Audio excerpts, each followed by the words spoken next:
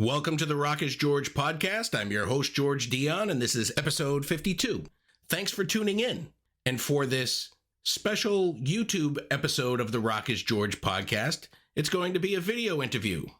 I had the chance to speak with up-and-coming funk rock band Porcelain Hill. I got to speak with each band member, and I felt that if you're going to listen to the podcast on YouTube, you might as well see the video so you could see who's talking and when. Porcelain Hill's latest release is an EP. It's called Good Time, Not a Long Time. It's on all streaming platforms, and you can purchase it on their Bandcamp page. Here's Darnell Big D Cole, Sonny Wildfire Campos, and Jacob Parnham of the band Porcelain Hill. All right, let's get started. If I knew absolutely nothing about Porcelain Hill, how would you describe the band's music to me? I would say it's not music that you listen to, it's music that you feel. You know, we're more of an experience than an audio, listening vibe. Like, I don't know, we're a lot of things, but we're not just music. You know, I think a lot of bands, I think a lot of bands when they're early, like they just start off to be like, hey, we're going to be cool musicians and we're going to play cool music. And with us, it's a lot deeper than that. Okay. Wildfire, how did you guys all meet each other? Me and Dee met in community college. We actually never had a class together. We met in the student lounge. He used to always take his acoustic to the student lounge and just jam for the friends in there. And I think at the time I had already dropped out of college, but was too scared to tell my parents. So I was just going and hanging out. And eventually he just asked me if I was a drummer, because to his story is that I guess I was tapping on the table while he was playing and was like, hey, that was rhythmic or whatever, and realized I was a drummer, and I was. So he asked me and we kind of met up and then rocked out. Awesome. Jacob, how did you come into the fold? Actually, in 2 days, it'll be a year ago, Darnell just randomly messaged me on Instagram, and he was like, hey, you play bass. And then he pretty much asked me to try out, and he's like, yeah, we're going to go on our UK tour. And then I tried out and they liked me. And yeah. Excellent. What inspired the Porcelain Hill band name? So Sonny and I, when we started the band, we were a two-piece, and we called ourselves the Paper Boys because we had the vest and the little paperboy hats and stuff. But it didn't fit the vibe. And back in the day on Facebook, when it first became a thing, you couldn't change your URL more than twice, and essentially I kind of changed it from my solo stuff into the band, so it was P Boys Music, and it was kind of stuck like that. So we're like, all right, whatever band name we got, it's got to have a P in it, and at least it'll make sense. And so we were a band not even, I think maybe a month, and we were like, yeah, we're gonna record an album, because that's what you do when you're a band and don't have enough experience to do that. So we go to our friend's house, and his dad's like, yeah, man, you guys gotta have a crazy name like Pineapple Hill or something, and we're like, whatever. So we're trying to think of this name, and the last day, I'm dropping the kids off at the Super Bowl, and I was like, yo, Porcelain. It's smooth, it's hard like our music. So I was like, you guys, Porcelain's the name. And Wildfire's like, I think that's a band name. So we're like, dang it. And then they're like, yo, Porcelain Hill, because we're going to the top. And I was like, I like that. And we all high-fived, and that was it. Excellent. You guys are promoting your April 4th EP release, Good Time, Not a Long Time. Do you write collectively together in a studio, or is it more of a computer thing, sharing files back and forth? It's a little bit of all of that, to be honest. So a lot of times I'll come up with the skeleton of something, and I'll be like, hey guys, what do you think of this?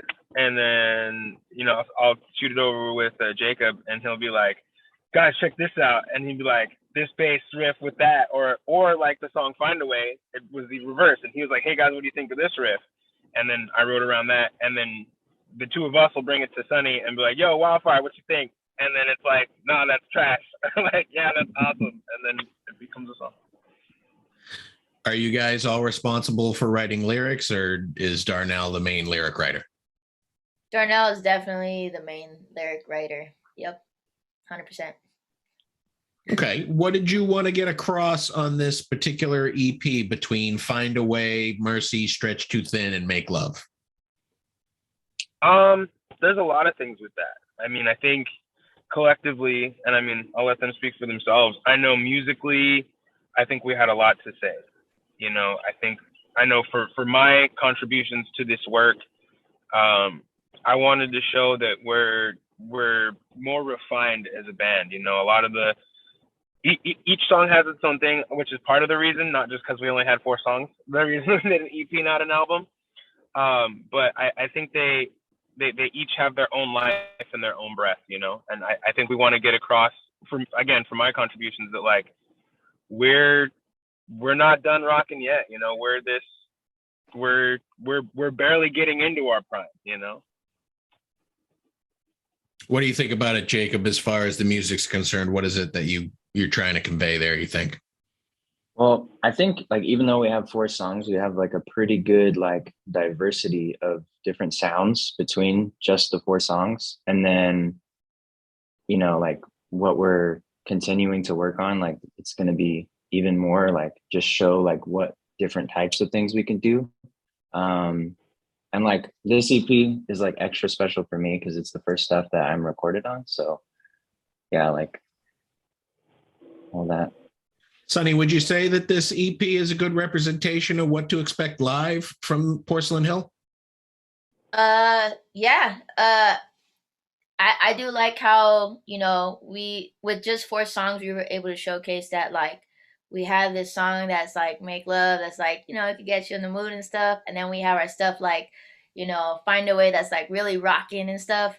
And then we got Mercy that's even a little more on the heavier, trippy, psychedelic rock side. So with it being a EP, sometimes I think you get in that mindset of being scared to like be like, shoot, we only have 4 songs to really showcase, and you don't want people to think you're only a sound. And I think we did a good job of showcasing, you know, a few different sounds that we produced collectively. So I really like this EP. It's our first body of work with Jacob on it, and definitely really proud of it. Again, it's the EP, so I can only see like he just said in 2 days it's gonna be a year with him. You know what I mean? So to see how far we've grown, even now from right now, from when the EP came out, was just recently. Still, a lot of growth has happened. So you know, like it's really only up from here. And even Dee said it. We're finding our groove. We're really close to like I think being in our prime. So I don't know. It's really cool to see this journey that we've been on. And then again, Jacob's new to it, but like he's been like the best addition that you know we've had this whole journey, dude. Yeah, so it's cool. Hands down. This EP is self-released by the band. Did you try shopping it to other labels? Here and there. Jacob and I kind of took the forefront of like, hey, we're gonna, you know, reach it out to people, whatever. And we've sent a few emails here and there, but for the most part, we do it ourselves. We've had better experiences doing things ourselves, and then also it's nice to kind of have a little bit of like, you know, hey, we know what we're doing here, so that way when the bigger labels come, you know, we won't just get taken advantage of. True, and I've talked to enough 80s bands to know that bands get taken advantage of easily. Yeah. Yeah, So, big thing. In that respect, are you also hands-on with everything else as far as the band's concerned, as far as the booking the gigs and doing the promotion and maintaining the social media? Yeah. You know, we're a very in-house band. You know, I typically handle most of the booking and stuff like that. Sonny at Wildfire has been doing really good with the social media and making sure that the posts, you know, have a good life and like that they're being done the right way.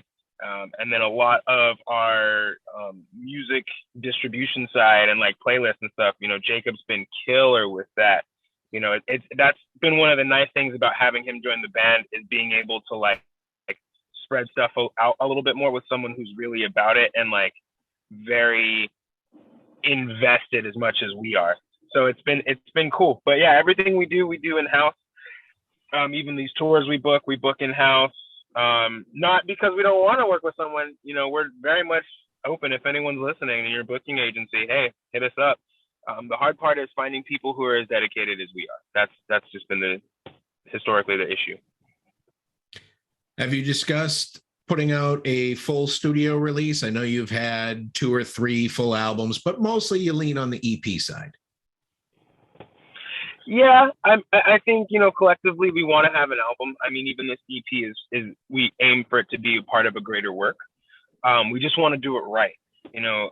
With some of our albums, I know for sure, like our first album, See It Now, that we released as a trio and stuff, it was like, cool, we got to get an album out. And, we did like 12, 13 songs on there, and it was like, all right, cool, it's out. And there was a lot of mistakes that were made, but you're a young band, you're getting through it.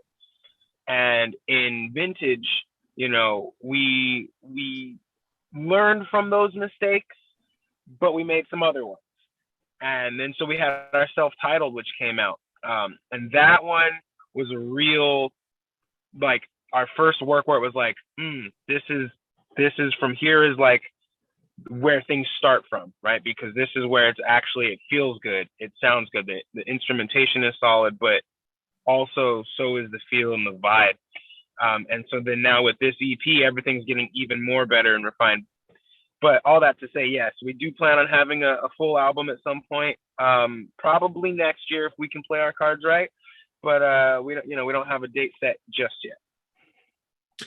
Let's talk about a couple of key live shows that you guys have played. As we talked before the interview got started, you opened for the Falling Doves, which is a fantastic classic rock meets modern rock band. What was it like being out there with them? And I'm sure that you met Chris as well. Pure fucking chaos and good times. We love those guys. Awesome. Yeah, they're dope. Yeah, playing with them, it's always been a great experience. Chris is wonderful. The whole band is lovely. And we really work together on a bill. Chris does a lot. When him and I book stuff, we work together a lot. And it's very nice when you have like someone to tag team things with, and the shows just run smooth and the music kind of fits. And it feels like a party, a musical party, if you will, just every time we're gigging with them. So we've had some really good shows with them.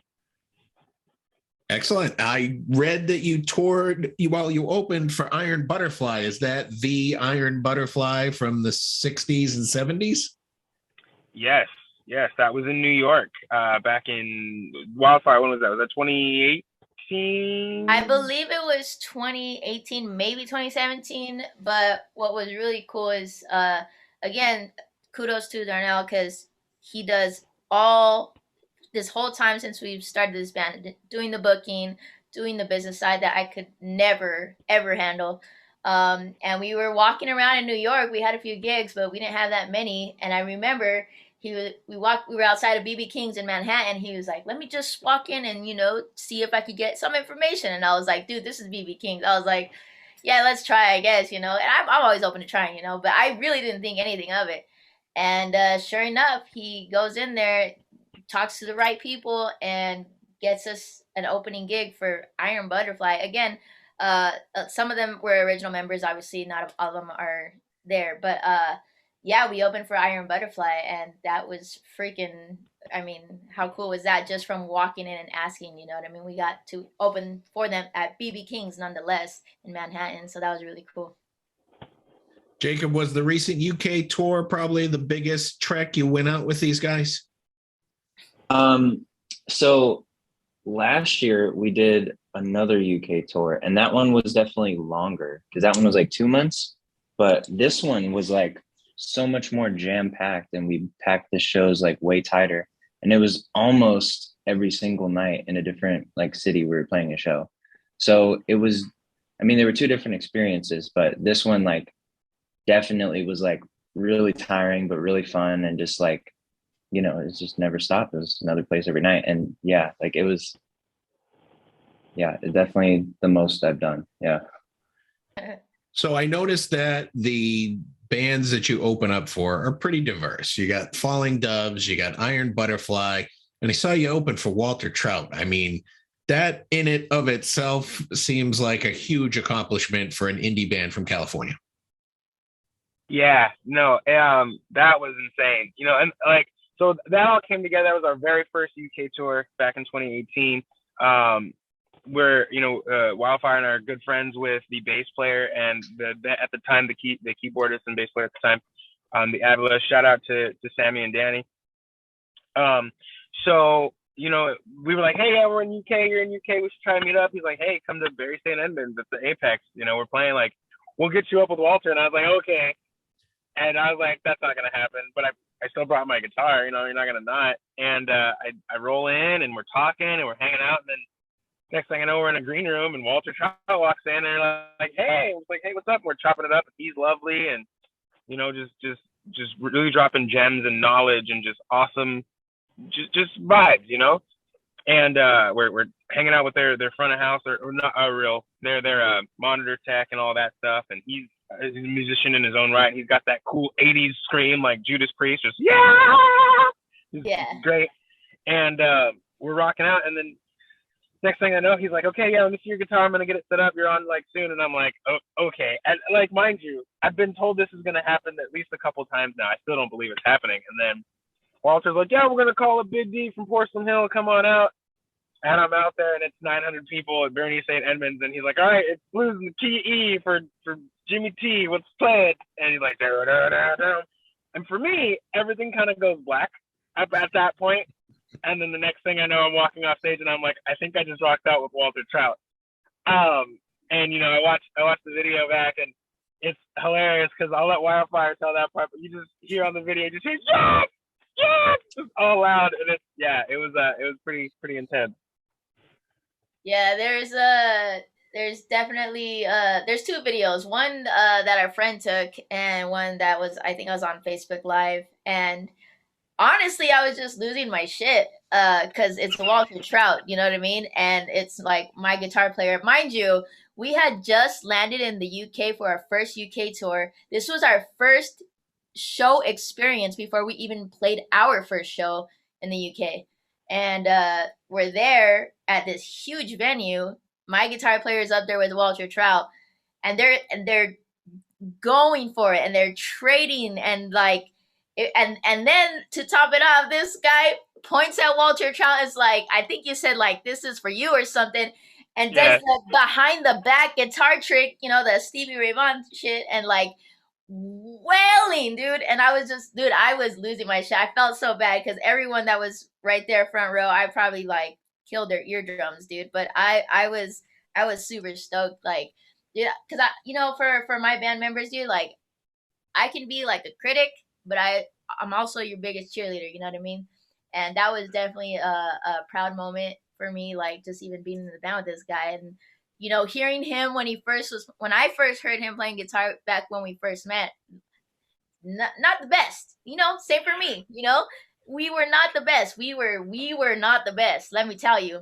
But then, like, I don't know, it was just flashbacks to that and being like, how did we get here, dude? Like, we're jamming, you know, he's jamming with Walter Trout, and it sounds amazing. And it was just a really cool experience. Definitely one of my top, like, life experiences that I wasn't, even though, like, I wasn't on stage, dude, it didn't even matter, dude. I was like on top of the world there. That was cool.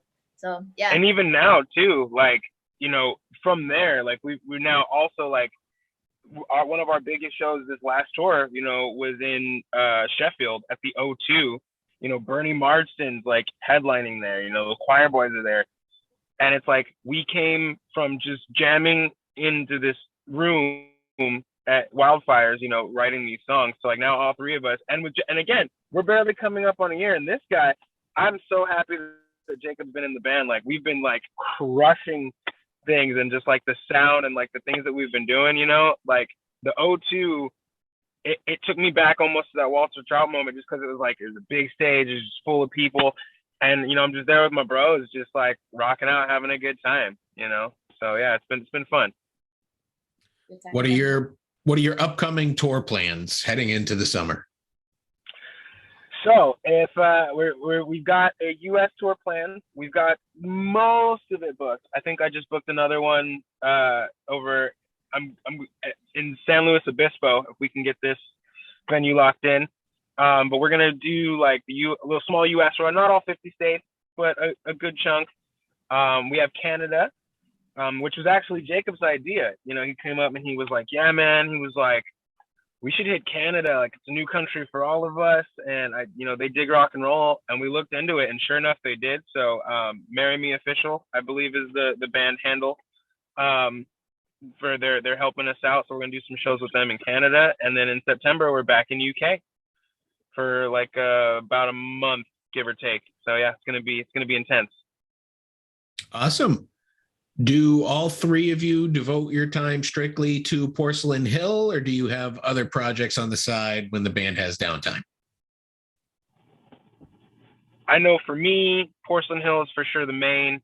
I do my own solo stuff here and there, but that's, more just like help pay the bills a bit. Like, Saturday I'm doing like a winery event type of thing, and then I've helped session here and there on the side. But honestly, this band is it's our baby, and I know for me, like it's getting all the love and attention I can give it. Same for you, Jacob. This is your only band? Yeah, I mean, it didn't used to be, but it's definitely gone that way. Like, besides work, like the amount of time we put in besides practicing and playing shows, like there's a lot of other time and effort that we all three like collectively devote to it. So it's just like, it's such a time consuming thing to, like you said, it's our baby, to just nurture it as much as possible. So there's really no time for anyone else. Same for you, Sonny? Yeah. Obviously we have the side jobs to help pay the bills.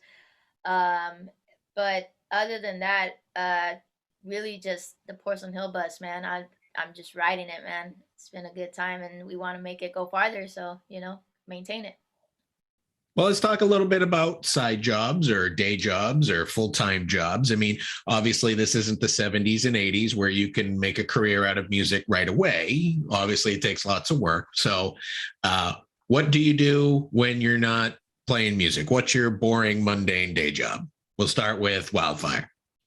I work at a place called Pokeboat. Shout out Pokeboat. They actually have really good food there. I never was really into poke or like really eating sushi or fish or stuff like that. But oh my God, this place is amazing. And even when I'm not at work, I probably eat there like so many times throughout the week. But yeah, I just serve poke bowls and do it with a smile, Cool. How about you, Darnell? So I've recently, today's actually my last day. I'm working at Starbucks. I'm a man who wears many hats. Like, I'm a licensed EMT, but like a lot of times the ambulance jobs, like they require too big a commitment. So like I can't do that in tour. But basically what I've structured it now is I'm going to be doing Uber Eats, researching people for their EMT license, and then doing like winery gigs when I'm not doing Porcelain Hill stuff. Great. How about you, Jacob? I work in an office. Yeah, pretty boring. Woo! Hey, you just got a promotion, man. You gotta let them know. I did, yeah. It's nothing wrong with an honest day's work. I'll share my boring, mundane job with you. I work in law enforcement. Okay, nice. Oh, wow. Nice. Don't listen to our song Johnny Law then, man. You're entitled to your opinion. Oh man, I love it, man. No, and thank you also for talking with us too. This is dope. Like, I love like just the way it free flows, man. You're a cool guy, man. I appreciate that. And that's kind of sometimes why I share what I do for a living, because people don't see that side of it. They don't see the we're just like you. We're humans. Everybody's the same, We all get along if we just get to know each other. And, I used to be in a cover band and kind of the same thing. They'd be like, oh my God, you're in law enforcement, get out of here, blah, blah, blah, blah, blah. But I mean, we're all human. we can all get along. We all have shared interests, and it's great doing these things and talking to musicians and sharing stories. Yeah, man. That's been like the biggest thing I think for this band is like when we toured, like there's people from like all these different walks of life. We even got a song called Together in the End, which is kind of about that, and it's like music. I firmly believe music can save the world, like 100%. I look back at like '69 Woodstock, right? And you had all these people in this place, and it didn't matter where you were from or what you believed in or anything. Like they were just there to have a good time with music. And, the community around there at first was actually adverse to like Woodstock being a thing, but then they ran out of food, they ran out of restrooms and like all this stuff. And the community came together and was like, no, we're going to help these kids. We're going to help what's going on here. We believe in what's going on. And I got my own conspiracy theories, cause I think that they monetized everything. And then that's kind of where things started going wrong. Cause when you look at the 80s, everything became money based instead of, does it have soul? Does it have life? Is it good first? It became, is it marketable first? But, aside from that, I do think that music, music, food, and love are the big three. And I think it really does break these barriers and transcend these boundaries that we put up and can help people commune together. And, and our band, especially like the places we played, the people that we've opened up for and gigged with, like it like, and then also too, kind of the juxtaposition of being on a full-time tour where it's like jam packed and then coming back and working at a Starbucks, and going through that experience, like we're very much people are people no matter where you go, and being able to share that and hopefully help people connect with music that's been like one of the beautiful things about this journey, throughout all of it. And we certainly could use more live music in the world after not having it for 2 years. Facts. Well, that's all I got for you guys. I've had a great time talking to you. I think it's been a great interview. Your new EP is Good Time, Not a Long Time. It's out streaming everywhere. I'm sure you could buy physical copies through your website or at the gigs at least. And I wish you the best of luck going forward. Hope to see you in New England sometime soon. Yeah. We might even come through to Boston on our tour. We'll see what happens. Let us know which venues you want to see us at. We'll hit them up. I'll send you a couple good ones. Once again, I want to thank Porcelain Hill for coming on the Rock is George podcast. Be sure to check out their latest EP, Good Time, Not a Long Time, on all music streaming platforms. If you like what you hear, head over to the band's Bandcamp page, buy a physical copy. Make sure you're